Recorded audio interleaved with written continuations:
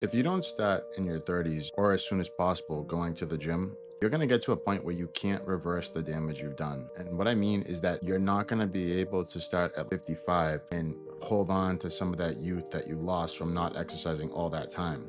Your organs and your heart. Because you got to remember, if you're a person with bad habits, you can build plaque in your heart from not doing cardio. You could have blood sugar levels out of control because the people that wait damage their pancreas the most because you're not exercising and you have bad habits with your food. It's really important to be on top of your health. The earlier, the better, because the last thing you want to do is get to 55 plus and be stuck in a situation where you can only help yourself maybe 10%, 15%, when you probably could have helped reduce that by 50% had you have worked out regularly and on a regimen and eating healthy. Now, I'm not saying don't have a life because we all need lives. I go out all the time to restaurants and I don't drink a lot or anything like that, but I enjoy my food. But the thing is I work out, so I can afford to do that. When I work out really hard all week, I expend a lot of my glycogen and I save the heavier meals sometimes for restaurants like the pastas and things that I like to enjoy for restoring glycogen.